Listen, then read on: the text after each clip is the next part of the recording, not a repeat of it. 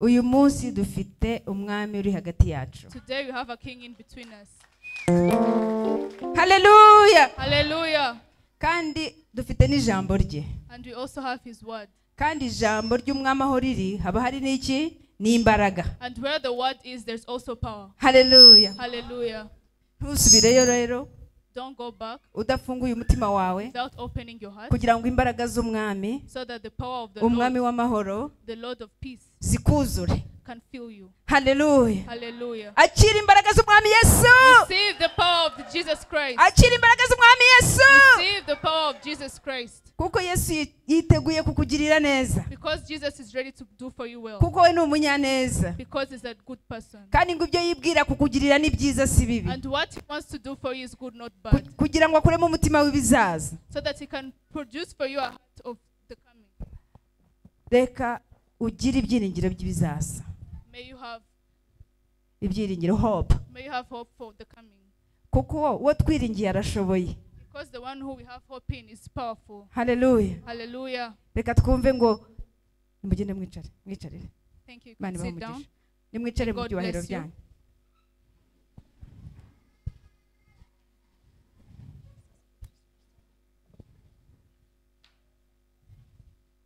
byanyu. Yesu ashimwe nanone. Praise the Lord again. Ariko ndabona musa neza we. You are looking very good. Murasa neza. You are looking very good.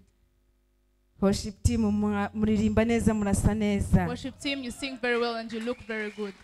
Ahagutse. Ahagutse, muragutse. You are very widened. Hallelujah. Hallelujah. Ariko ubwo ntitwabise izina ryiza. But we chose for a good Niba name. mwishimiye kwitwa ahagutse ngaho twumve ngo hallelujah. If you're happy for a name, say hallelujah. Eh?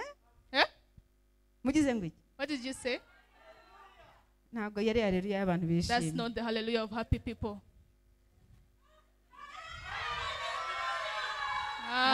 Hallelujah. Murakoze Imana ibahe umugisha. Thank you so much. May God bless you. Worship team murumva mumeze neza. Worship team, are you feeling well? Reka twumve hallelujah zanyu. Let's hear your hallelujah. Amen. Abasore baba ari abasore. Nimwongere rimwe. Repeat again. Nimwongere kabiri. Again. Nimwongere gatatu. Again. Nimwongere kane. Nimwongere gatanu. Nimwongere gatandatu. Nimukubite haleluya y'imbaraga.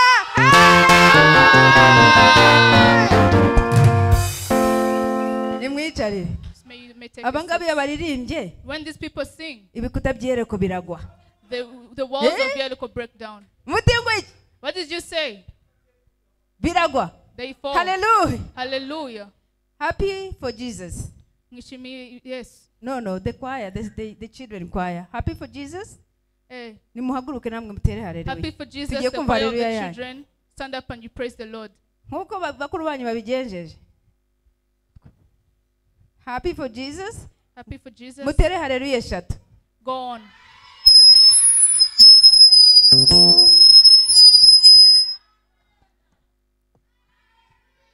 Hallelujah, happy for Jesus. Thank you, happy for Jesus. Bariya n'abana beza cyane. Those are good children. Niby'umunezero iyo tubonye it is joy that we see umuyobozi wabo, umutoza wabo, their leader. Yaratangiye nawe ari muto. She also started when she was still very young. Muri korali y'abana. In the choir of children. Uyu munsi niwe ubigisha niwe batoza. But today she teaches them. Kandi akaba no muri korali nkuru. And she's also in the big choir. Y'amashimwe. It's for praise. Kubona abana bavukiye mu itorero tubabona noneho batangiye kuva muri Happy for Jesus binjira muri worship team. Who were once in Happy for Hallelujah. Jesus. Hallelujah. Do you understand that? Kadushimira Imana ku bana bacu. Let's praise the Lord for our children. Hallelujah. Hallelujah. Imana ibahe umugisha. May God bless you. Igihe cyose mbaza gushimira abashumba. Every time I first thank the leaders. Pastor Umwari Oliver. Pastor Umwari Oliver. Umutware we. And her husband. Namani Manzi, Pastor Imana ibahe umugisha cyane. Pastor Namani Manzi, may God bless you. Kuntu muhetsi uyu murimo. How you are carrying this job. Mukava mu rugo rwanyu mukaba muri ahangaha iminsi yose. And you leave your homes and you come here every day, every time. Iminsi 3 ku cyumweru cyangwa se 3 days a n'ibirenge. week or even more.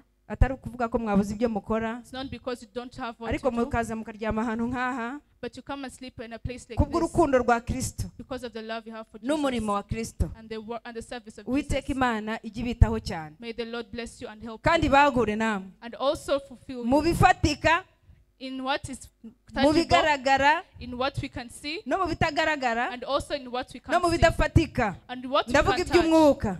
Imana saying ibavane ku rwego spiritually. ibashyira ku rundi. May God raise you from one level to another. Haleluya. Hallelujah. Turashimira na Pastor Rutazibwa We are also thanking n'umufasha we. Pastor Tazibga and his wife. Turashimira na mwese tutabavuze mu mazina, And we mu also mazina thank all of yanyu, you without saying your name, ariko cyane cyane abantu bita ku murimo w'Imana. but most especially those who are caring for the service of Jesus. Isuku iba aha ngaha nuko hari abantu bayitwararika bakayikora. The cleanliness around there is because some people of you have the responsibilities to do it.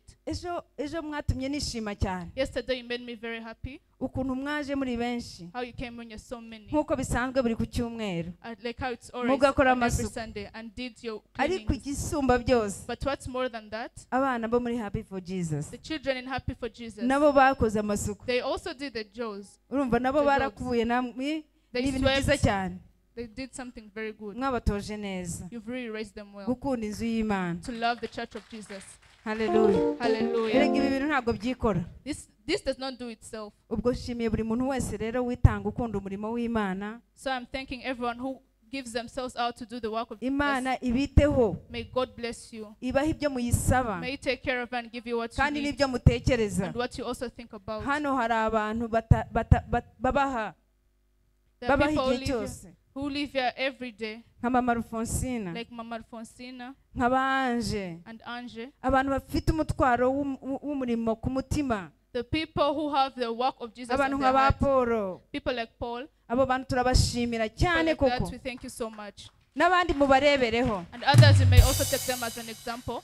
Haleluya. Hallelujah. Kandi ni ukuri turashimira namwe muza And we also thank for all of you who come kuko muba mwaje because you have come kandi mwaje gushaka Imana, and you have come to look for namwe God. nimwinjire mu murimo. You can also enter the service of God. Mutekereza twese dufatanyije hamwe ukuntu uyu murimo watera imbere no kurenga. Think of how much you can also progress if you all come together. Imana ibahe May umugisha. God bless you. Mwigire ku bashumba banyu, You can take an example from your pastors. mwigire ku bashumba banyu, Take an example from your nanjye pastors. munyigireho. You can also take an example from me. Haleluya. Amen. Mubona nanjye tutari kumwe hano, Don't you see that I'm also here with you? nanjye munyigireho. You can also study from me. Haleluya. Amen. Abantu tumaranye iminsi rero, People who have spent days together ku wa gatanu, on Friday, ku wa gatandatu, on Saturday. hari icyo mwungutse? Have you had any progress? Hari icyo mwungutse? Have you had any progress? Hari icyahindutse? Has something changed? Murabishyira mu bikorwa? Are you doing something that I've Murabishyira told mu you to do? bikorwa? Have you done something that Imana I've ibahe told you to do? umugisha. May God Ku wa bless you. gatandatu muzaze muduhe ubuhamya. On Saturday you can come and give us a testimony. Uzaba ari umunsi w'ubuhamya. It shall be a day of testimony. Tuzaba twije twasenze, We should have hanyuma fasted, hanyuma muze muduhe ubuhamya. and then you can come and give us your testimony. Kandi n'ubuhamya twabonye ejo bwari bukomeye. But also so yesterday was very strong. Twarishimye Powerful. cyane. Ubuhamya burafasha. We were very happy because Hallelujah. the testimony helps us. Hallelujah. Murakoze cyane. Imana ibahe umugisha rero. Thank you. May God bless you.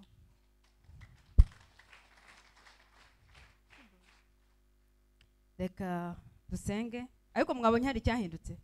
Let's pray. But I've seen something has changed. Uyu mukobwa mwiza mwamubonye? Have you seen this beautiful girl?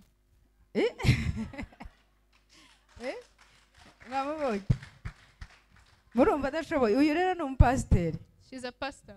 Ubu ngubu ushobora kumubwira reka duhindureho gatoya yigishe jyewe nsobanure. You can say she can change. You can change and she teaches, and then I also translate. Tumuhe ikizami gatoya cyane. Let's give her a little test. Igisha akantu kariko kose nanjye ndasobanura. Hallelujah. Hallelujah. Yes, Kristo nashimwe. May Jesus be pleased. Uyu munsi rero duteraniye aha ngaha tuvuga izina ry'Imana. Today we are gathered here. Vuga mu Cyongereza ndavuga mu Kinyarwanda. Okay. Thank you. Kuko birakorohera. We're here praising the Lord. Turi hano dushima Imana. Jesus has been with us throughout our journey. Yesu yabanye natwe mu buzima bwacu bwose. Personally, I was born in a Christian family. Jewe navukiye mu muryango wa gikristo. So that's something that I praise the Lord about. Icyo ni ikintu nshimira Imana. That's something that I'm so grateful of. Icyo ni ikintu nishimira cyane kandi nshimira Imana. Because the morals that I obtain or I have, inyigisho bampaye, uburere bampaye, it has led me to this stage right now where I can stand in front of you and talk of the word of God. byangejeje aha hantu muri iki kiciro ndimo cyo kuba nahagarara imbere yanyu nkavuga ijambo ry'Imana. Though this is surprising and I can't really come up with a word right now. Bamfashe nyine barantunguye, nta kuntu nazana nta jambo nakwivamo muri akanya ryaza kuko birantunguye. But you can all speak of the love of God. Ariko igihe cyose dushobora kuba twavuga ku rukundo rw'Imana. Because He has done so much for us. Kubera ko yakoze ibintu bikomeye, ibintu byinshi kuri twe. Praise the Lord. Yesu nashimwe. Umwami nashimwe. There are so many verses in the Bible that teach us about the love of God. Hari ibintu byinshi cyane bitubwira muri Bibiliya, hari ibice byinshi muri Bibiliya 200 tubwira ku rukundo rw'Imana. Like how He gave His son, His only son, to die for us on the cross. Nk'urugero nk'uko yatanze umwana wayo w'ikinege kugira ngo adupfire. That was one gesture of love that no one of us can really relate to. Icyo ni igikorwa kimwe cy'urukundo gikomeye ku buryo twese ntabwo dushobora no kubyiyumvisha, ntabwo dushobora kubyakira. That's a gesture that shows us how God loves us. Icyo ni igikorwa cy'urukundo kitwereka ukuntu Imana idukunda. And also how He went to heaven when He rose, Jesus. Kandi n'ukuntu yagiye mu ijuru ubwo yazukaga. And He didn't leave us alone. Kandi ntiyadusiga kuri He twenyine. left us with the Holy Spirit. Yadusigiye Mwuka Isn't that a Wera. gesture of love? Thank you so much. Icyo rero murakoze ku kari gaciyeho. Hallelujah! Hallelujah! Hallelujah! Hallelujah! Murumva kurerera abana mu Mana. Do you understand how to raise Ibyo mwari kids in mubizi ko heaven? yashaka kubivuga. Can you understand she can say Ariko that? Umwuka arigisha. But the Holy Spirit teaches. Umwuka ni umufatanya bikorwa n'ababyeyi. The Holy Spirit is a cooperator with the Iyo parents. muzanye ababyeyi banyu mu rusengero, When you bring your parents to church mukabigisha na Mwuka Wera arabigisha. and you teach them, even the Holy Hallelujah. Spirit teaches them. Reka Hallelujah. dushime Imana ko Let's umusobanuzi praise wacu the Lord for the asobanutse. translator. Arasobanutse? Mwabyemeye? Have you? Turashimiye Imana. Amen. N'Imana ihe umugisha ababyeyi be. May Lord bless our Hallelujah. parents. Amen. Reka tujye mu ijambo rero. Let's go in the word of God. Ubwo ntabwo mwavuga ngo uriya muntu w'i Kigali, uriya mukobwa ureshya gutya buriya azi ibyo avuga, arabizi. You can say that Ntabwo the abizi girl from rata. Kigali does not know what she's saying, but Ntabwo she knows abizi. it. She knows it. Yesu nashimwe. May the Lord be praised. Hallelujah. Hallelujah. Reka duce bugufi rero. Let's humble our hearts. Data wera, Jesus Christ. mu izina rya Yesu Kristo In the rikomeye kandi name, in the ritangaje, name of Jesus Christ that's powerful and mighty. turongeye gushimira muri aka kanya, We praise you again in this moment. akanya k'ijambo ryawe. In the moment we're going to share the word of God. Duhagaze imbere yawe nk'abaja bawe, We're standing in front of you as your slaves, nk'ibikoresho byawe. as your workers. Uwiteka Mana yacu, Jesus Christ, reka utuvugiremo, may you speak in us. reka tube umuyoboro. May we be your paths. Reka Mana igitari cy'amahanga ntituvuge ibitekerezo byacu n'amarangamutima yacu, Let we not speak about our feelings, ariko turafata ibitekerezwa muri twebwe, amarangamutima, ibitekerezo, ibyo tuzi byose turabikugoboreye mu izina rya let's Yesu take all our Kristo, feelings into you, kugira ngo utwezeshe amaraso so yawe, that you may bless us with your blood, kugira ngo Umwuka Wera dukoreshe so that the Holy Spirit may use us, ijambo turimo tugiye kuvuga so that the word we speak of, ntiribe ari iryacu, it doesn't come from us, ribe ari iryawe. it comes from you. Mwuka Wera w'Imana, Holy Spirit of God, mufasha wacu, help us, mwigisha wacu, our preacher. wowe enda ku bya Yesu ubiduheho, Please get from Jesus Christ and give us on. uzahure imitima yacu, Raise our hearts tubone ubwiza and bwawe we see your glory n'aka kanya. in this moment. Reka iri jambo icyo waryandikiye Let this word that you yourself wrote rigisohoze muri twebwe mu bwoko bwawe, come through us as your risohoze Your mu, race. yeah, let it be fulfilled, the Let it be purpose of your fulfilled. word, let me be fulfilled as your purpose. in the mighty name of Let- Jesus. Izina ry'ihera ry'Umwami Yesu. Hallelujah. Amen. Kandi nongeye kuvuga ngo mu izina rya Yesu, ngo ikintu cyose kitavuga Yesu nigisohoke mu izina rya Yesu.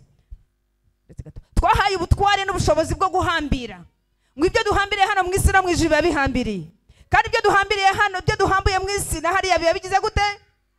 Uka kanya ka none ahangaha mu butware Imana yaduhaye mu izina rya Yesu Kristo rikomeye, ndahambira imyuka yose y'ikuzimu ikorera mu bantu ishaka kuza gusinziriza abantu ngo nisohoke, ntabwo ifite umwanya ahantu ni ahande, ni aha Mwuka Wera. Nuko rero imbaraga za Satani, imbaraga z'abarozi, imbaraga z'abapfumu, imbaraga z'abashika n'abashikisha, abaje kuyobya uburari, kubuza abantu kumva ijambo ry'Imana, mwese ndabahambira ndabirukana mu izina rya Yesu.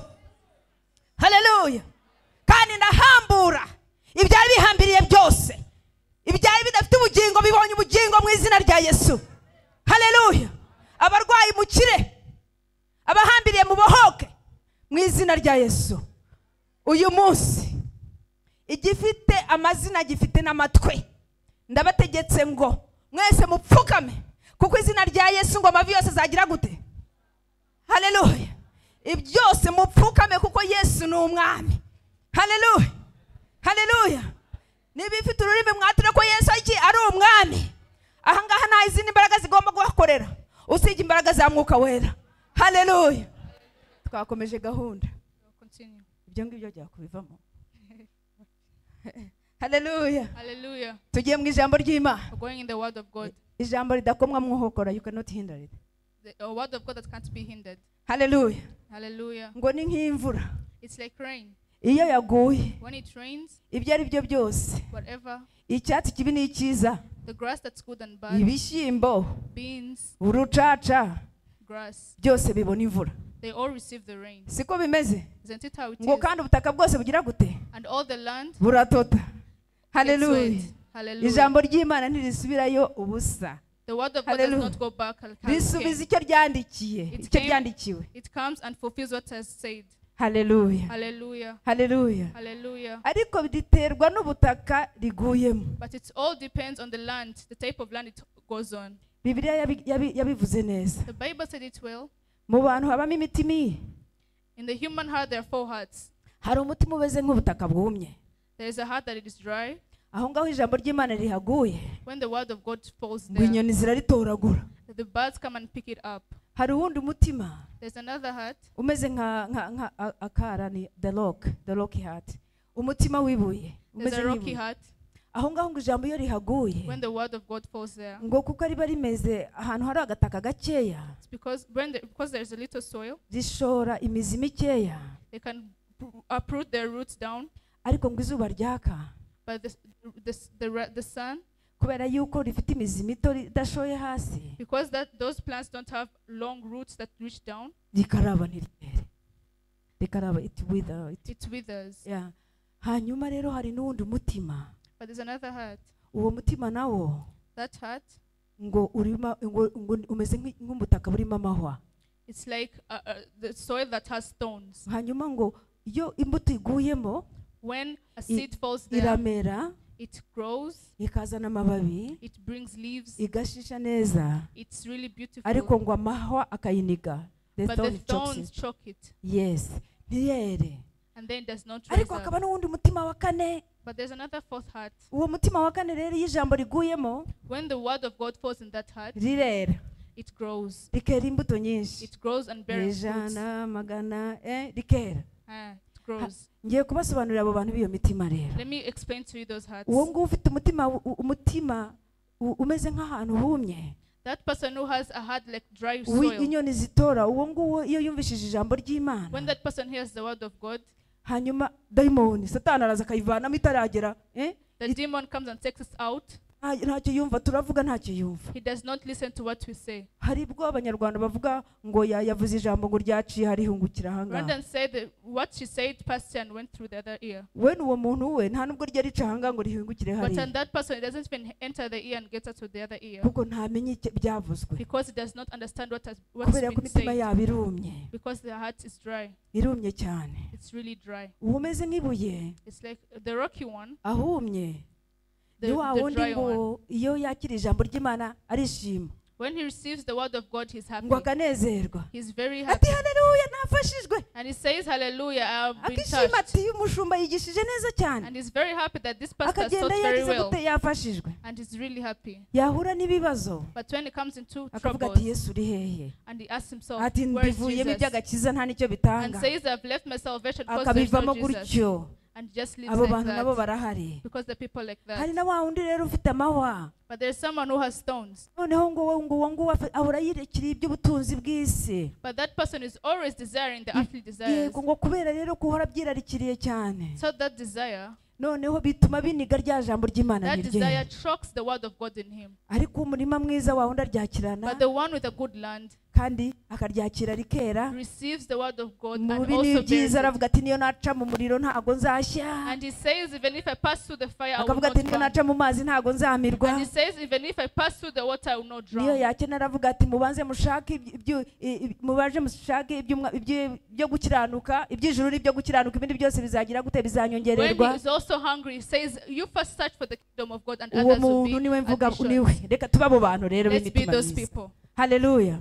Hallelujah. Niko Imana ishimwe. But may the Lord praised. Wowe ufite umutima wumye, Yesu yawuhindura ukaba umutima You who mwiza have umeze a dry nk'ubutaka. heart, God can change that heart. To a wood. Ushaka guhinduka, If you want to change, uwo mutima wera wahinduka ubutaka bwiza. that heart can be a land. Uwo mutima that's- wumye, uwo mutima wumye. That dry heart can be a land that bears fruits. Uwo mutima umeze nk'urutare, That rocky heart nawe wahinduka ubutaka bwiza wemereye Yesu kuwukoramo umurimo. can also be a heart where Hallelujah. where those fruits can grow. Haleluya. Hallelujah. N'ayo mahwa Yesu yayavanamo kera. God can also remove those stones. Urashaka kwera imbuto nziza? Do you want to bear good fruits? Haleluya. Hallelujah. Urashaka kumva ijambo ry'Imana ngo urishyire Do mu you want to bikorwa? listen to the word of God and put it in Hallelujah. action? Nibyo tumaze Hallelujah. iminsi tuganira, nibyo mwumvise by'ijambo ry'Imana muri Bibiliya. That's what I've been spending Murashaka our days kubishyira mu talking bikorwa? about. Do you want to put Murashaka kuba in imirima action? myiza? Do you want to be Hallelujah. good soils? Nanjye Hallelujah. ndashaka kuba umurima I mwiza. also want to be a good soil. Haleluya. Nanjye Hallelujah. ndashaka kugira gute? I also want to be a good. Haleluya. Imana soil. ibahe umugisha. May the Lord bless Uyu you. munsi turaganira ku ijambo ry'Imana Today we're going to discuss the word of God. rigamije wenda ku munsi nyirizina ko dufite umunsi w'ibirori w'ibyishimo. So today, because we're going to share, Tuzana amashimwe mu nzu y'Imana, we're bringing praises to the church of God tunezerewe rwose. when we are happy. Ubushize ubwo nari aha twasangiye n'abasememu bose, When I was there the last time, we shared with all the CMM members, ari abo mu matsinda, the people in groups. twari abantu benshi cyane. We were very many people. Ariko uyu munsi But today, nabo mu rugo nabo mu nzu y'Imana. the people of the church. Haleluya. Hallelujah. Nabo mu nzu y'iki? The people Uyu of the munsi ni church. umwihariko wacu nk'uko So bisanzwe. today is a very special day for us. Haleluya. Uyu munsi Hallelujah. ni gahunda yacu n'Imana, Today is our plan with Jesus. kandi uyu munsi ni gahunda, dufite date na Yesu, Today we have a date with Jesus. kandi dufite na date twese. We also Mbega have a dufitanye date among gahunda. ourselves. So we have a plan. Tunezerwe, So let's be happy. dusabane, Let's enjoy ourselves. twumve ibi ngibi by'ubugingo tugiye guhabwa, Let's listen to this word of life. hanyuma tuze no kubonana hanyuma. And then let's meet afterwards. Haleluya. Hallelujah. Imana ibahe umugisha. May the Lord bless you. Nimufungure Bibiliya zanyu, So open your Bibles musome mu byakozwe n'intumwa, and you read in Acts. niho tugiye kureba That's where we're going to read mu gice cya kabiri on chapter 2, ku murongo wa 41 niho turi butangirire, on verse 44. It's where we're going to start from. hanyuma tugeze kuri 47. From Acts chapter 2, verse 44 up to 47. Munyemerere Let's, if you allow me.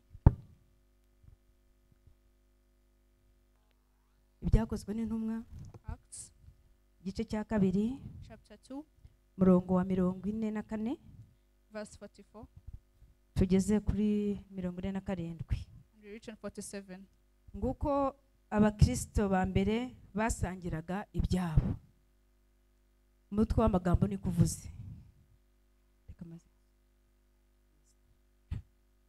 Ndasoma mu izina rya Yesu.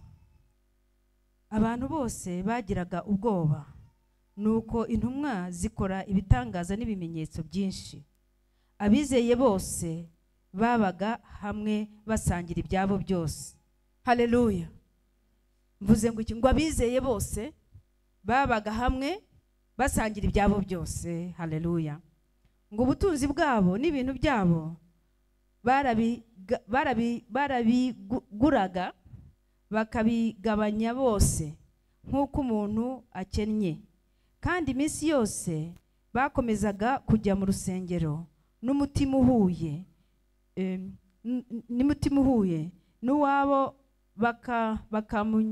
bakagira gute, bakamanyagura umutsima bakarya bishimye, bafite imitima itishana, bahimbaza Imana, bashimwa n'abantu bose, kandi uko bukeye umwami Imana ikabongerera abakizwa. Haleluya. Nimwakire ijambo ry'Imana. See the word of God. Acts chapter 2, verse 44 to 47 says, And all who believed were together and had all living things in common. and they were selling their possessions and belongings and distributing the proceeds to all, as any had need, and day by day, attending the temple together and breaking bread in their homes, they received their food with glad and generous hearts. Hallelujah. Hallelujah. Noneho rero Again, iyo mubona twarabigize umuco hano gusangira, when we make this a practice of sharing, ni ukugera ibirenge mu bya Kristo, it's so that we can put our feet in Christ, kandi no kugera ibirenge mu by'abatubanjirije. so that we can compare ourselves to those who were Hallelujah. before us. Si Hallelujah. ukubera ko turi abakire murabizi, It's not because we are rich, you all know. wenda dusa nk'aho dukize ariko no gukira turakize. But maybe it may look rich, but Ufite maybe we're also Yesu, rich. ufite Yesu aba afite byose. It's Hallelujah. because the person who has Jesus has everything. Uyu munsi rero gahunda yo gusangira turagira ngo tuyibasobanurire neza. So today the act of sharing, I want to explain it to you very well. Ni ibintu twatangiye kera mutabyumva. It's something that was started very long ago when you're not even understanding. Abenshi abo twatirangiranye murabizi.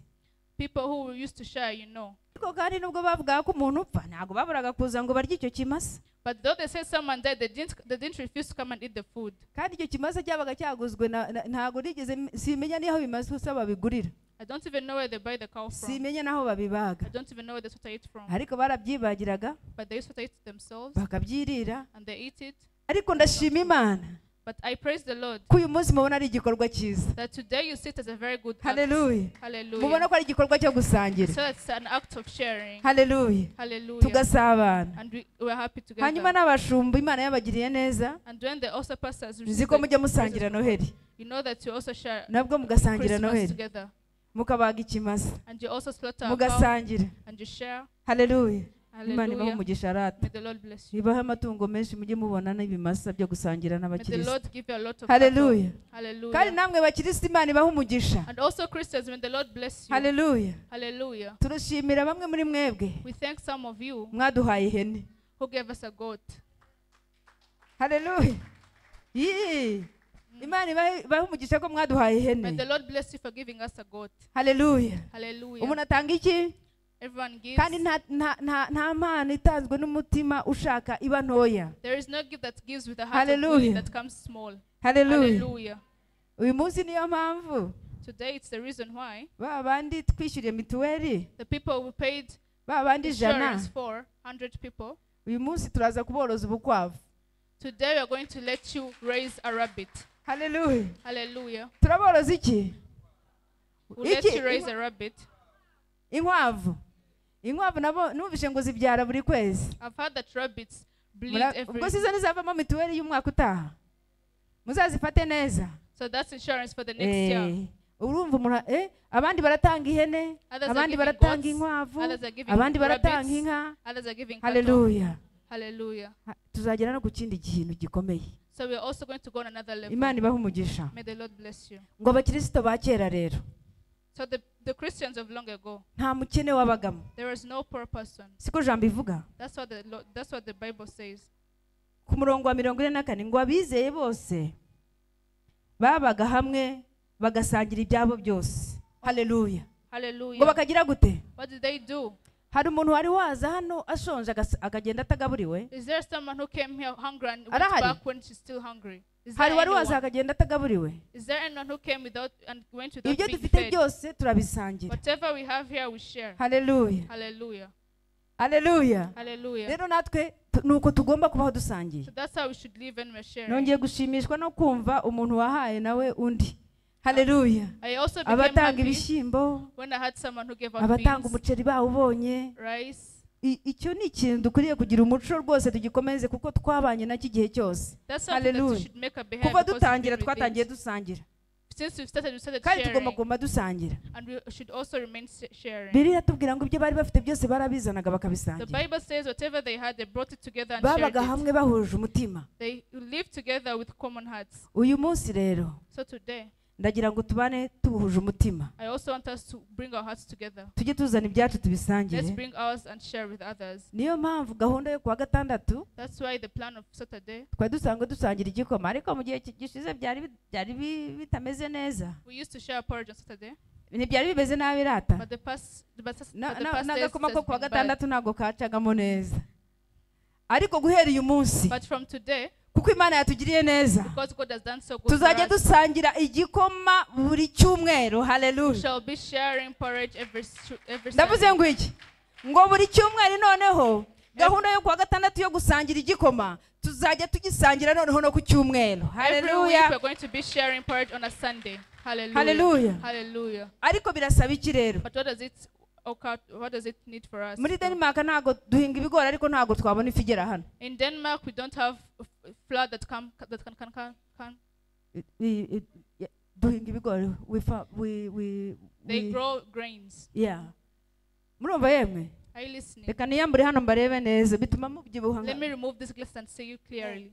Ndababonye. Hallelujah. Now I can see you. Hallelujah. Nanimvuze ngo iki? Muri Denmark duhinga ibigori. I said in Denmark we grow Ariko grains. sinzi aho babisheshereza n'ifu kuzagera aha ngaha ntago But I don't byoroshye. know how they make flour from it. None iki gikoma ko kigiye kuzava hehe? So I don't know where the porridge come from. Namwe nimuhinga ibigori muzane. So if you also grow grains, please bring it to Hallelujah. us. Hallelujah. Ntabwo ari ugusaba kuko giye sinzasangira namwe iki gikoma I'm sinzaba not mara. asking you because I won't share with you the porridge. Ariko muhora mutegereza ko tugira gute tuzane igikoma tuzane igikoma namwe nimuzane tubisangire. But don't always wait for us to Hallelujah. bring it. You can also Biblia bring it tubwiye to ngo share. barabizanaga bakabisangira. The Bible says they brought and they shared. Mwumvise icyo kintu? Have you heard that thing? Kandi ngo muri bo nta bakene babagamo. And in them there's no poor person. Niyo mpamvu twabashyiriyeho amatsinda That's why I put groups for you, kugira ngo mwiteze imbere. so that you can at least progress yourself. Niyo mpamvu tubigisha inyigisho zo kwiteza imbere. That's why we teach you about the teachings of Mubi improvement. uko indyo nziza gukora business Good meals, making businesses. ntacyo tutabazaniye There's nothing that you didn't bring to kuko you. tudashaka ko hari umukene uba muri iri torero. It's because you don't want any poor person Nari in this mvuze ngo church. iki? What did I say? Nari mvuze ngo iki? Ngo ntidushaka ko hari umukene uba hehe? We don't want a poor person in this church. Ubu rero Hallelujah. tugeze mu rwego So we're on a level tutagomba kuba duhabwa ahubwo dutanga. where we're not supposed to be giving, Hallelujah. but instead we're not supposed to be receiving, Hari but uwo instead twimye ikintu giving. dufite? Is there anyone who didn't Hari uwo give twanze something kugaburira to? ashonje? Is there anyone who Hari uwo didn't feed? twanze kwambika yambaye Is ubusa? there anyone who didn't clothe? Ariko gahunda yo kwambika mwayihagarikiye iki? But why did you stop there? Ntabwo mwayihagaritse? Iracyakora neza?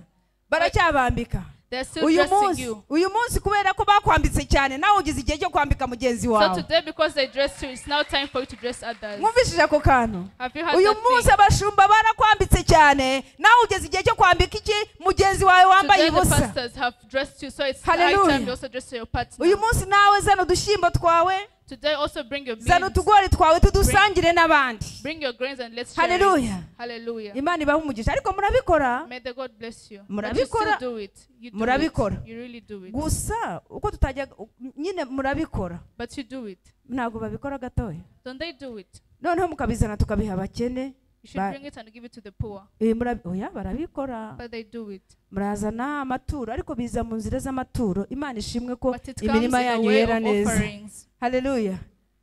Imana ishimwe ko mweza imyaka.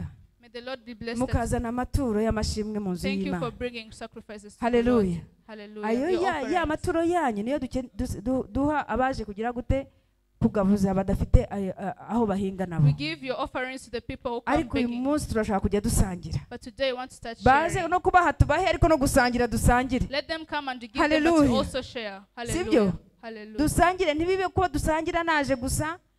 Tujye dusangira kuko bishobotse kose. Let us share Hallelujah. anyhow we can Hanyuma do. dusangire iby'umwuka dusangire n'iby'umubiri. Let's share in spirit and also share in Hallelujah. bodies and flesh. Hallelujah. Nukuri n'iby'igikundiro ni byiza. It's a really nice act. Kandi abantu bamye batwita itorero ry'imbabazi.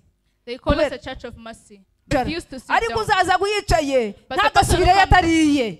But the person who comes and sits down, don't let them go Mwabyumvise? unfed. Have you Uzaza akicara. understood? Person who comes and sits down, Abasi mu mugabure ntakagenda don't atariye. let them go unfed. Sibyo? Ngo nta Isn't mukene it? wabagamo. It's because there's no poor person who Ngo lives between bazanaga them. ibyabo. They all brought their things Bagasangira ngo bakamanyagura umugati. Ni ukuvuga ngo barasangira. and they shared it. They broke bread and shared it. Haleluya. Hallelujah. Ni umuco mwiza cyane tuwukomeze. nice Pastor act. tuwukomeze cyane. Let's continue the Tuwushyiremo act. imbaraga. Let's put in our Hallelujah. strength. Ibi Hallelujah. bintu ni byiza cyane. This is a really nice Ntabwo ndi act. bubatindire, ntabwo ndi bujye mu nyigisho nyinshi. I want to go in a lot of words. Turi mu mashimwe. We are placed in the road. Ibi ngibi kubikora gutya Bibiliya irabidusaba. Murebe muri Yakobo 2. Doing this, the Bible asks it from us. Let's see in James chapter 2. Murebe muri Yakobo 2. James chapter 2. Iyo ni naryo yerekwa ryacu kuva mbere. That's our vision from long ago. muri Yakobo 2 igice cya murongo wa 14. James chapter 2 verse 14. Reka tuhasome. Let's read in the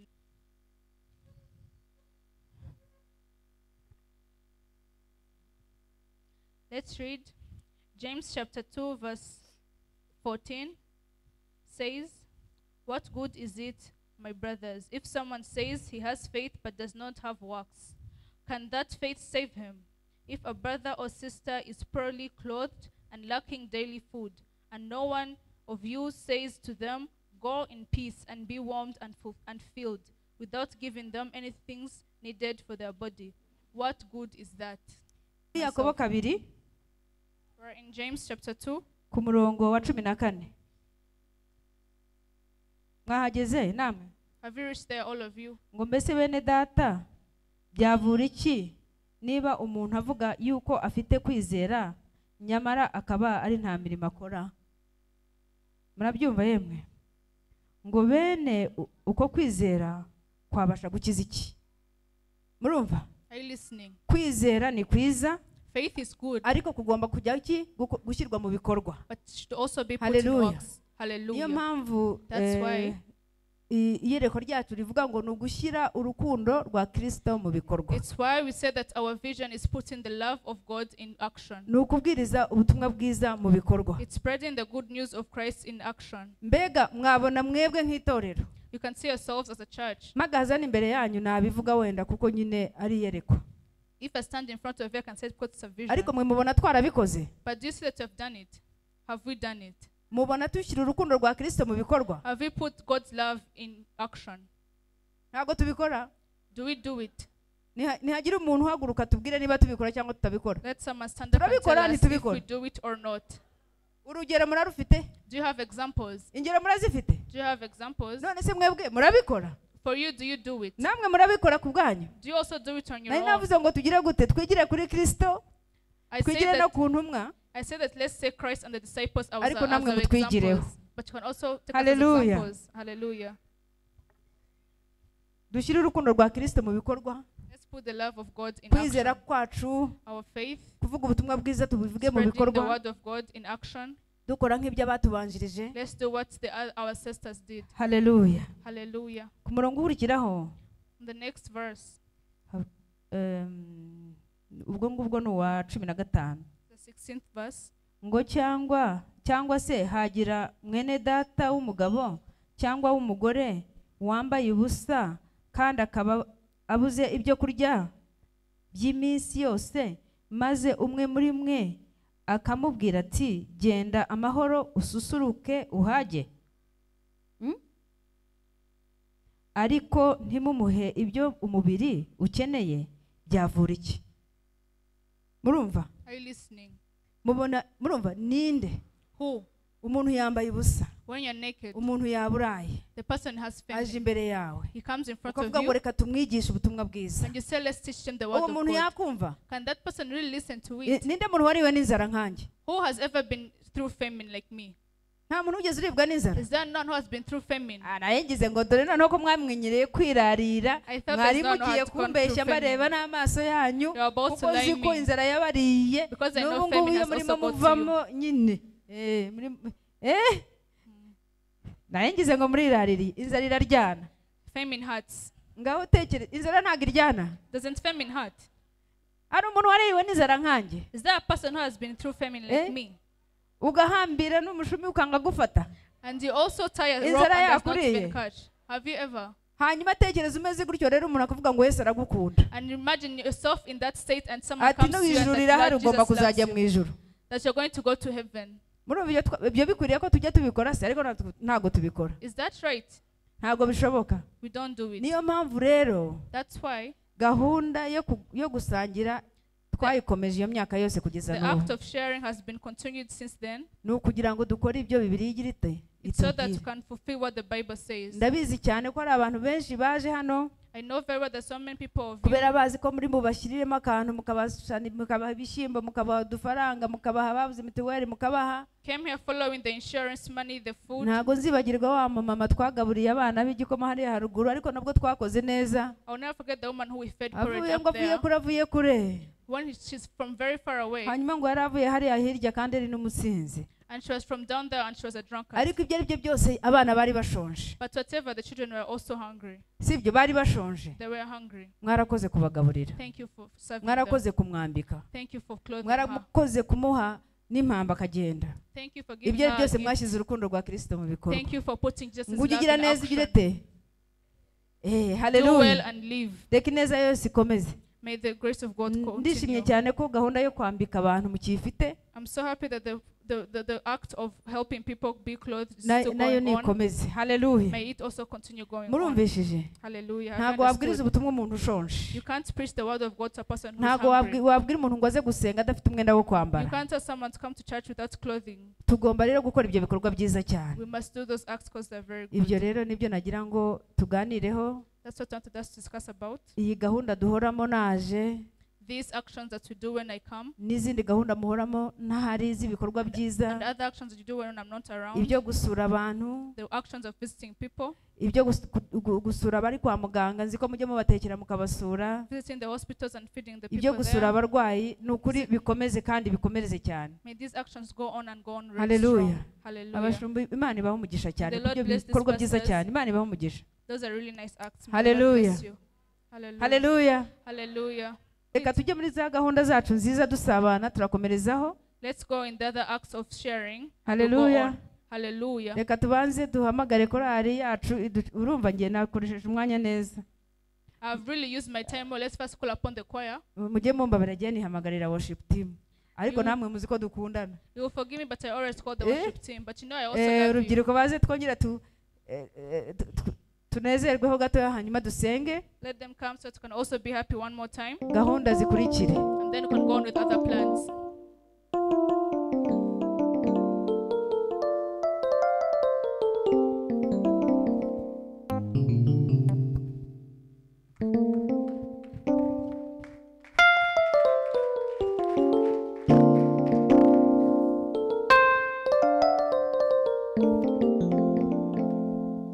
Hallelujah.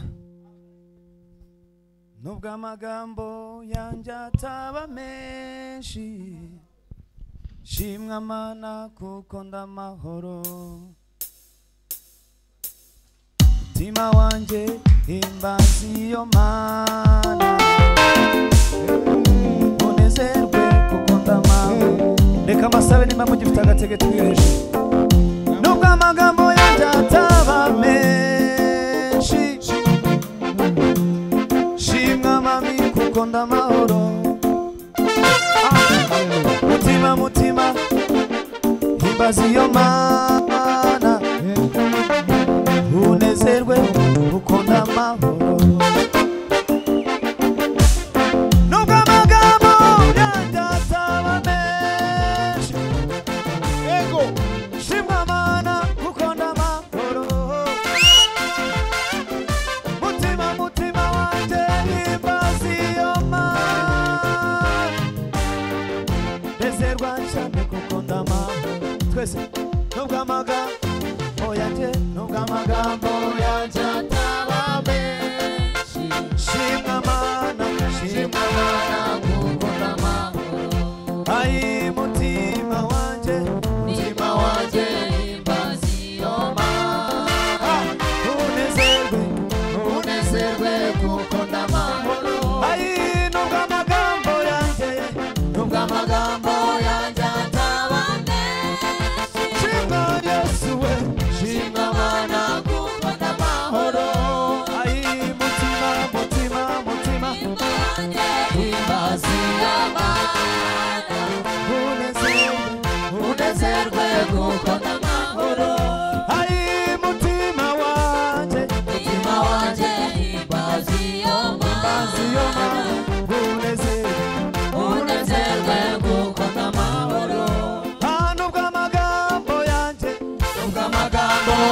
ataba menshi, oh shimwa Mana kuko ndamahoro. Mutima we, mutima wanjye himbaza iyo Mana, unezerwe kuko ndamahoro. Ihutemo gakeya. Mfite impamvu ibihe Hey. Byo kumuzamura mfite impamvu ibihumbi yego byo kumuzamura twese mfite impamvu ibihumbi byo kumuzamura byo kumuzamura mfite impamvu ibihumbi byo kumuzamura byo kumuzamura mfite impamvu ibihumbi byo kumuzamura byo kumuzamura mfite impamvu ibihumbi byo kumuzamura byo kumuzamura zamura zamura zamura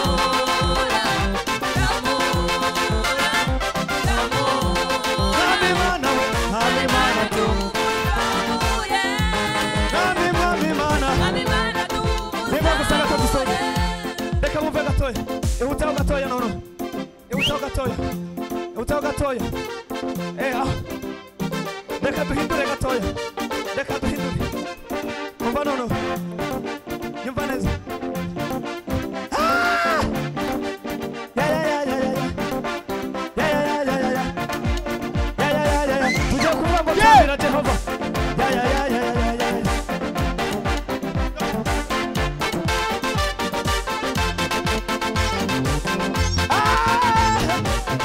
Mana we mana umva neza shyira amashyamba turebe kageka tambila Jehova tambila Jehova tambila Jehova tambila Jehova tambila Jehova tambila tambila Jehova Jehova tambila Jehova tambila Jehova ay tambila Jehova Jehova tambila Jehova ay tambila Jehova tambila Jehova yelele yelele yelele yelele yelele tambila ay yelele yelele yelele yelele yelele tambila ay yelele yelele yelele yelele yelele yelele tambila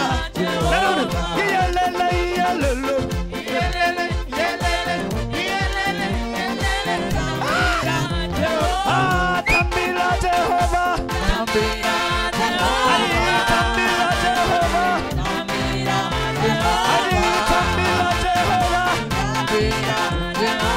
Jehova tambila Jehova yelele nagabinyuma ariko tubabona nagabinyuma tubabona abinyuma ariko reka nsabe reka nsabe mu rubyiruko abantu nka batanu b'urubyiruko mushaka guhimbaza Imana muze hano imbere dufatanye batanu bonyine niba wumva ushaka guhimbaza Imana ngwino hano imbere batanu bonyine mwigira hano imbere Yesu abaha umugisha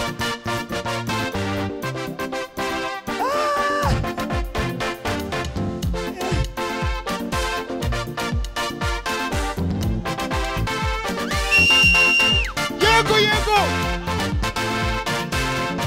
Sinirima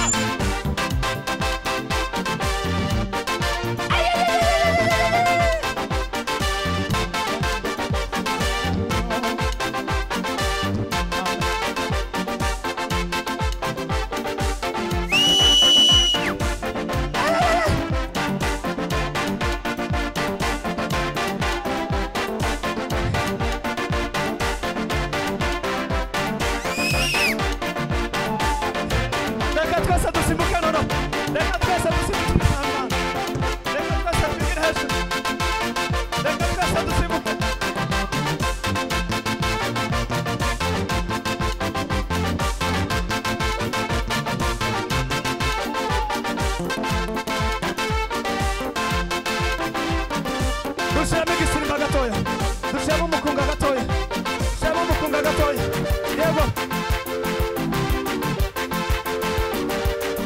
ai baba we baba turamushimye mwana mwana mwana ushime pokea sifa Bwana pokea sifa Bwana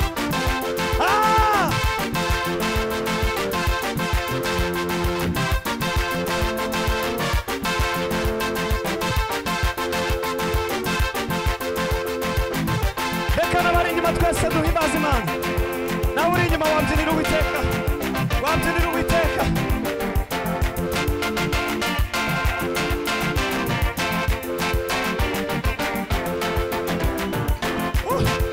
baba we mana we hakuna woga wakiza zambo ni demoni wewe mana ya shura kumeka na shura kwesi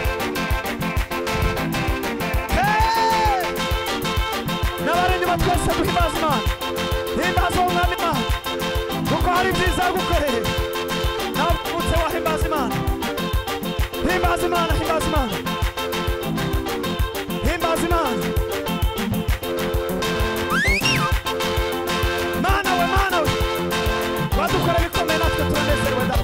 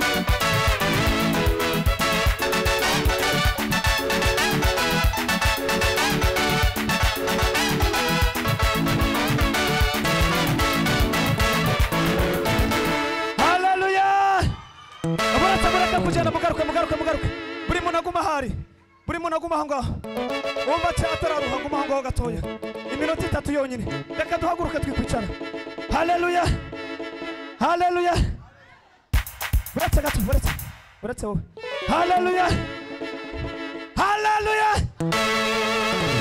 ariko se haleluya haleluya haleluya haleluya haleluya amen reka mbabwire mukure ibitambaro nanone kwanza mukure amabendera sibyo mukure iminota 5 yonyine ha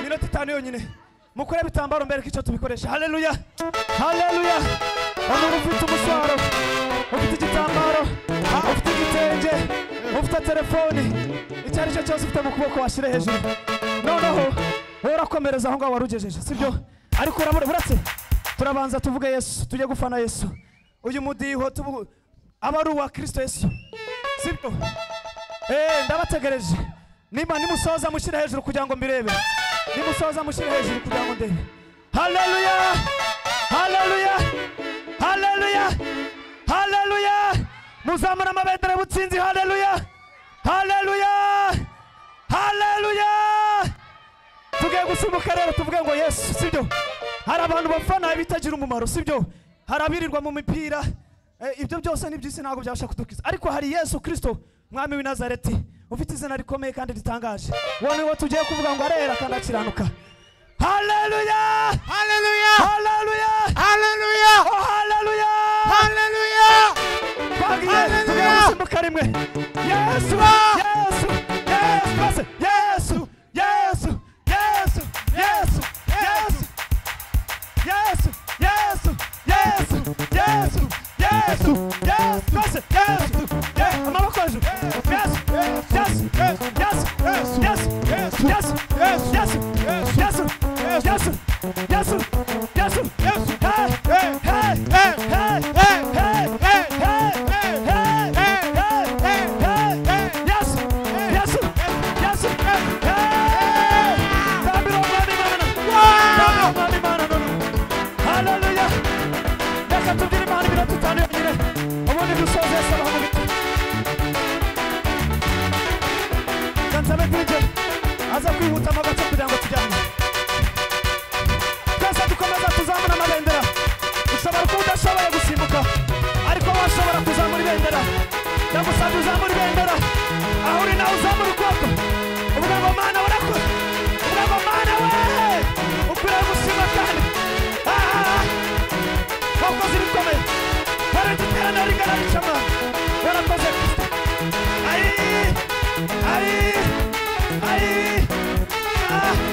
hakuna kama wewe hakuna Mungu wengine uko Mungu mwema Baba unakomeye Kristo shobora zose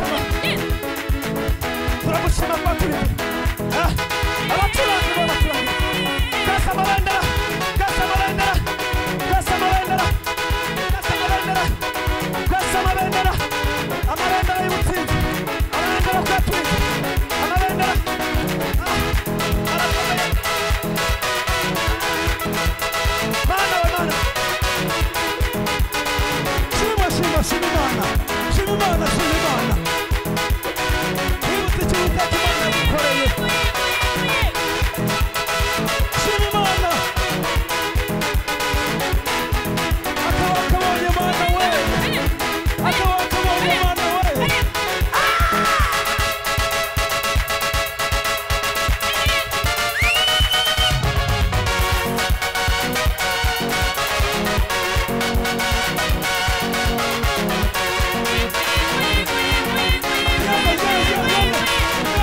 Ganda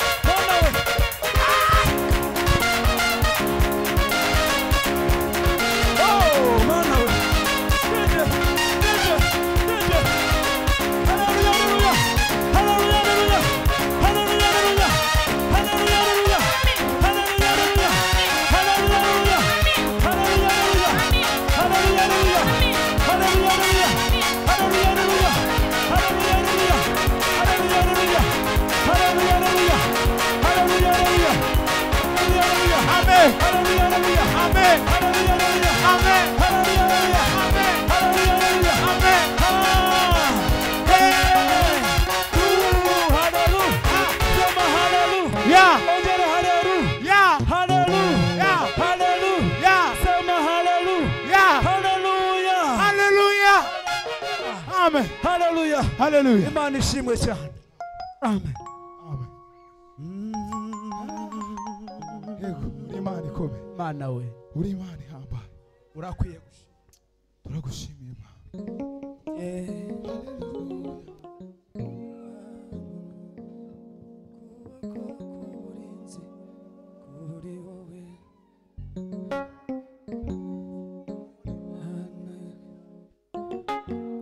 oh haleluya yego Oreye muri twe natwe urabihamya uri Imana igira neza amaso yarakubonye ibyo wakoreye muri twe natwe turabihamya uri Imana igira neza mana we amaso yarabibonye ibyo wakoreye muri twe natwe turabihamya uri Imana igira neza. Haleluya. Ngwino mu mukumbi w'Imana umungeri araguhamagara ngwino ngwino mu mukumbi w'Imana umungeri araguhamagara garuka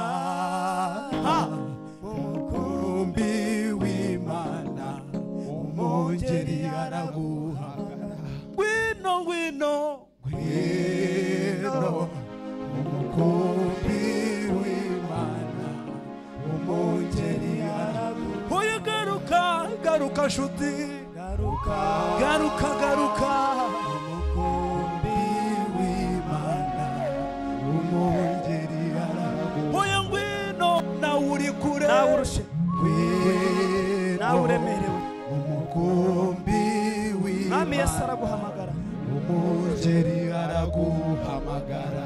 amen Amen. haleluya haleluya haleluya Hallelujah. yesu nashimwe cyane Amen. reka tumuzamure cyane icyubahiro ni icy'uwiteka Hallelujah. haleluya Hallelujah. uyu munsi twazanye amashimwe imbere y'imana Amen. turashima imana mu ndirimbo haleluya turashima imana mu mbyino haleluya turashima imana mu guhimbaza no Hallelujah. kuramya Hallelujah. haleluya haleluya haleluya hari akantu gato tugomba kuganiraho gato cyane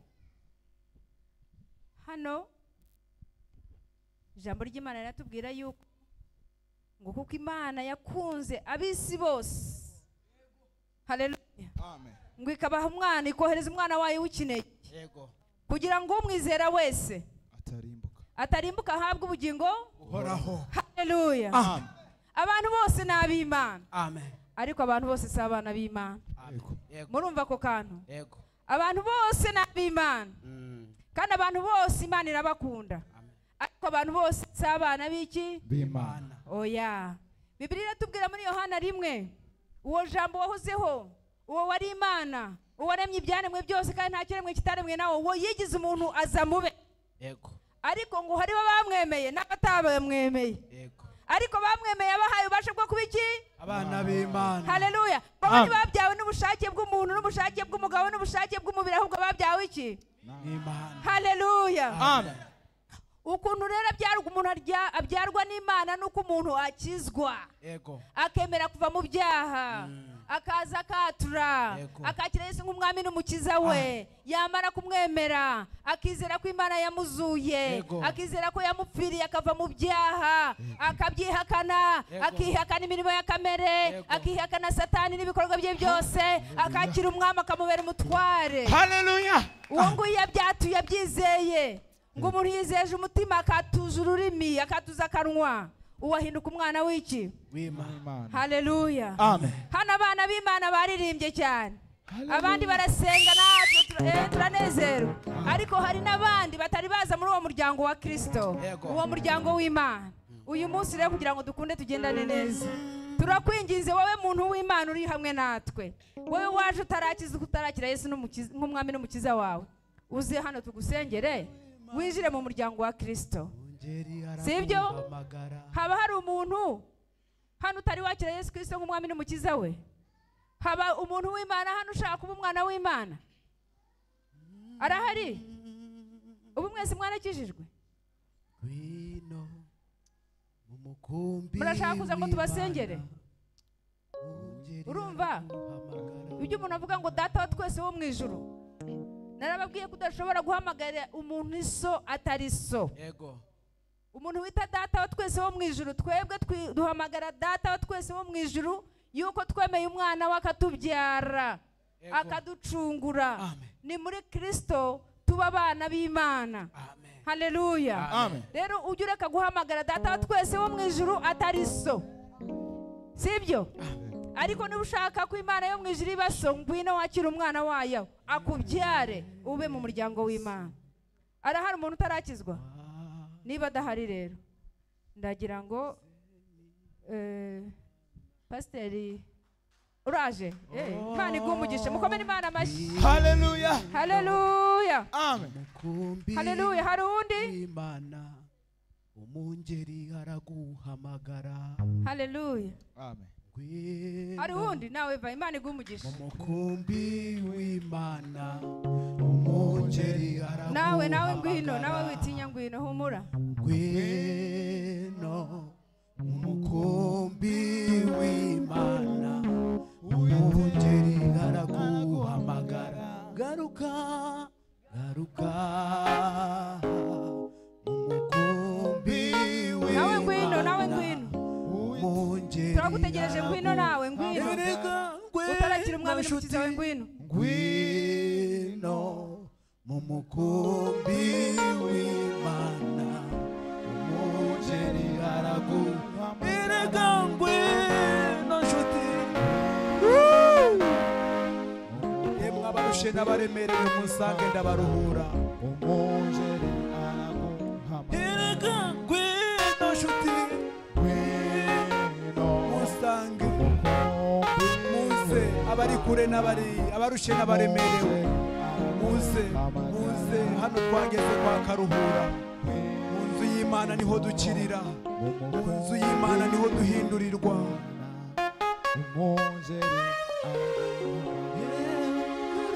Garuka, garuka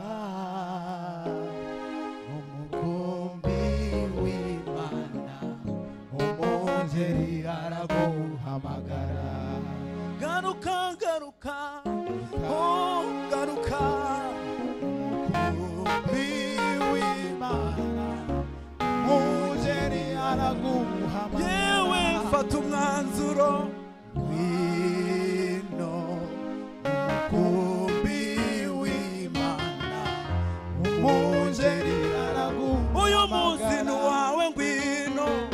Ngwino umukumbi w'Imana umungeri araguhamagara. Afite imbabazi nyinshi, ngwino, ngwino, ngwino umukumbi w'Imana umungeri. Durateza amaboko, ngwino nshuti we.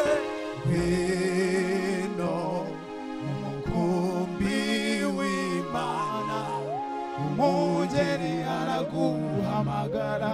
Ngwino, ngwino, ngwino umukumbi w'Imana umungeri araguhamagara. Amen. Amen. Haleluya. Amen. Turashima Imana kubw'aba bantu baje imbere bitabye ijwi ry'Imana ribahamagara. Turashima Imana kubwayo, duha Imana icyubahiro. Cyubahiro ni cy'Imana. Haleluya. Amen. Reka mumbabarire dusomere ijambo riri mu Baroma mu gice cya 10, turasoma duhereye ku murongo wa 8. Ibi ni mwebwe ngiye ndabibasomera mu byumve, sibyo? Ubwo muteye intambwe mukaza hano, Imana ibaha umugisha. Buri hari imigozi myinshi muciye yabahambiraga, mwabonye no guhaguruka ko bitari byoroshye, ariko kubw'imbaraga za Mwuka Wera ubu ngubu si imirimo y'umuntu, Yesu yaravuze ati rega nta wanzaho data atamunyegereje. Uyu munsi mugifitanye gahunda nijoro. Haleluya. Haleluya. Amen. Nimumve ukuntu ijambo rivuga. Biranditse mu gitabo cy'Abaroma mu gice cya 10 ku murongo wa 8. Aravuze ngo ahubwo kuvuga guti ijambo rirakwegereye ndetse riri mu kanwa kawe no mu mutima wawe. Iryo ni ijambo ry'agakiza. Ijambo rigukiza ngo riri kuri hafi, rirakwegereye, riri mu kanwa kawe n'iki no mu mutima wawe. Uwo wari umurongo wa 8. Umurongo wa 2 ngo niryo jambo ryo kwizera, niryo jambo ryo kwizera iryo tubabwiriza. Amen. Iryo ryo kwizera Yesu Kristo. Amen. Yesu Kristo n'umwana w'Imana, uwo yaraje kugira ngo adupfire ibyaha byose waba warakoze, nta na kimwe gisigayeyo. Iyo umwihaye ukamusaba imbabazi, icyo gihe arakubabarira. Nubwo butumwa bwiza, kuko ubundi ubungubu mwari abo kurimbuka, mwari mu gitabo cy'urupfu, muramutse muvuye mu mubiri ni mu muriro n'igihonome.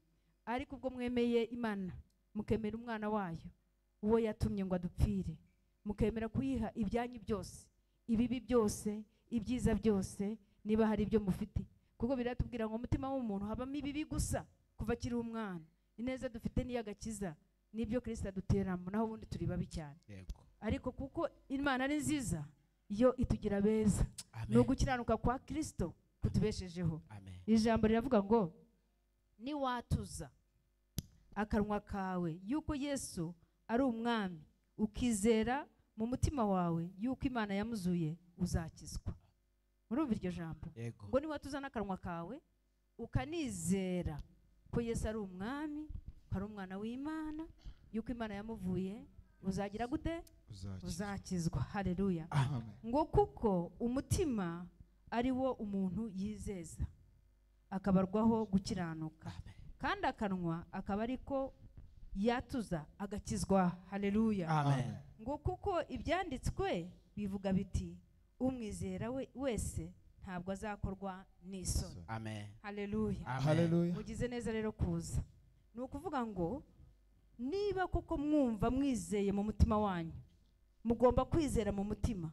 Ni ukuvuga ngo ururimi rwawe rwumvikana n'ibiri mu mutima wawe. Niba mwizera koko Yesu Kristo ari umwana w'Imana, mukaba mubyizeye koko, mukabivuga, no gukizwa murakizwa. Ariko abantu benshi hano bagira batya bakavuga ariko batabyijeje umutima. Noneho ako gakiza niba bakabone, ko gukiranuka niba kubone. Ni ukuvuga ngo umutima ugomba kwemeranya n'ururimi. Siko bimeze? Hari abantu benshi babitekereza hano, muri ubu hari umuntu usigayemo, 2 3 basigayemo, bijeje umutima, ariko imbaraga zo kuza hano kwatura zikabura. Ariko ibyo rero nta gakiza karimo, kuko ijambo riravuga ngo umutima urizera, akanwa kagira gute? Kakatura. Ubwo rero mugize neza, Imana ibaha umugisha. Reka niba ariko hari umuntu usigaye yaze rwose, niba hari umuntu usigaye yaze tutarasengera abangaba, ubwo rero ngiye guhereza Pasiteri Umwari Oliver, umushumba wanyu hano, abayobore muri isengesho ry'agakiza. Hanyuma nanasoza arahamagara Pasiteri namwe nakomeze gahunda. Imana ibaha umugisha. Haleluya. Yesu ashimwe ko muhisemo neza. Imana ibaha umugisha cyane. Muhisemo ikintu mutazicuza. Kwakira Yesu Kristo nta gihombo. Ndagira ngo nakire nura mukobwa muba murikire, kuko nawe arakijijwe. Turi hariya tumwereke itorero kuko nawe arakijijwe. Ngwino nawe uwigaragare mu itorero kuko watuye Yesu Kristo nk'umwami n'umukiza. Imana ibaha umugisha. Mukomere Imana amashyi ku bwa bene data.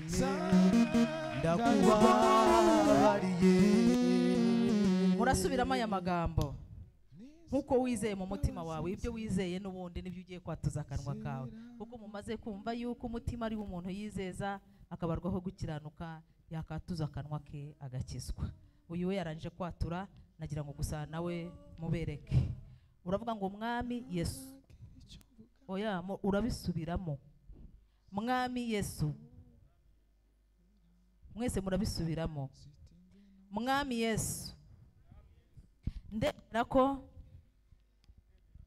uri umwami n'umukiza ubugingo.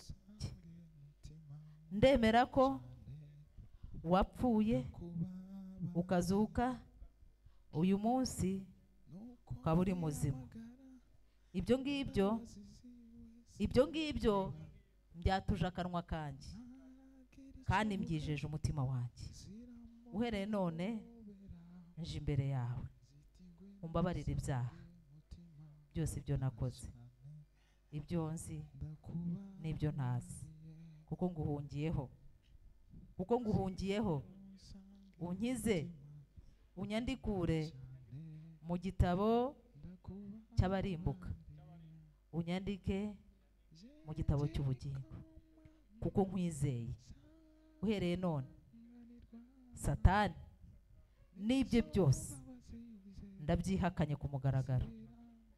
Uhereye none icyaha cyose ndacyanze, kuko Yesu akimbabariye. Urakoze Yesu, kuko umpaye agakiza mu izina rya Yesu. Amen. Reka mwese murambure ibiganza dushime Imana ku bwabo. Data, mu izina rya Yesu Kristo turagushimiye ku bw'aba bantu uhaye agakiza. Urakoze Mwami yuko ubavanye mu magana menshi y'abarimbuka ukaba ubagiriye neza. Icyubahiro n'ikuzo ni ibyawe. Urakoze kubambuye Satani, urakoze Mwami kubakuye mu byaha. Natwe turabasabiye, turabasengeye Mwami nk'itorero, turabasabira umugisha mu izina rya Yesu Kristo. Reka umugisha w'abizera ube ku buzima bwabo, reka umugisha wawe ku buzima bwabo. Uhereye none aha Mwami bakikwemera, bakikwatura imbere y'abahamya bangana batya, reka ubuzima bwabo bugire impinduka. Turabasabira Mwami ngo Umwuka Wera bakomeze muri uru rugendo, imbaraga zawe zibe ku buzima bwabo. Kandi uhereye none aha ngaha Mwami, reka ibitekerezo byabo bitangire guhinduka, reka imbaraga zose zabakoreshaga zababantaga mu bubata bwose, reka Mwami babatuke kuko Umwami ubishoboye. Reka ubwiza bwawe bubamurikire Mwami. Uwiteka Mana y'icyubahiro, turabaguha turabakweretse kugira ngo Mwami Imana muri uru rugendo ntihakagire ikibasubiza inyuma, ahubwo ujye uhora ubambika imbaraga uko bukeye n'uko bwije, kugira ngo Mwami bakomeze badategwa. Urakoze kuko utugiriye neza, urakoze ku bw'aba bantu. Ni mu izina rya Yesu tugukomeye amashyi menshi. Yesu abaho umugisha cyane, Imana ibaho umugisha. Murakoze cyane. Bakwita nde? Bakwita utuye he? Mwibare Geneveva Generoza atuye Mwibare. Pastor uramuzi? Umuyobozi wo Mwibare aturanye na Gihozo.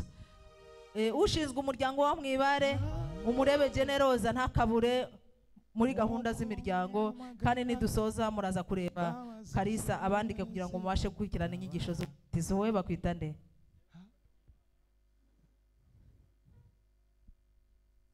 Aha suri he? Urahacumbitse hehe? Ntende yihe? Ninde baturanye? Ni ntende ya mbere? Umuyobozi wa ntende ya mbere nuriya. Uramureba? Uramuzi? Aracumbitse ngo iwabo ni Burundi ariko acumbitse inaha.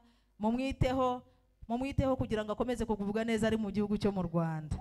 Imana imuhe umugisha. Nawe baze kukwandika hariya harya izina wowe. Josiane Gakunyu. Ninde umuzi Gakunyu? Umuzi wa Gakunyu? Ni wa muryango w'inshuti zacu. Kwa John umuyobozi, dore umuyobozi w'umuryango wa Gakunyu na Rugarama. Nawe uyu mwana umutweho. Nimusoza rero turareba hariya Kalisa abandike mu gitabo cy'itorero, dushobora kubakurikirana mukurikirana n'inyigisho z'umubatizo. Murakoze. Yesu abaho umugisha. Mubakomera amashyi bajya kwicara n'ukuri. Ku bwa gahunda nyinshi dufite, ndagira ngo kuri aka kanya worship team bajye kwicarira. Yesu abaho umugisha. Mubakomera amashyi bagenda nshuti zanjye.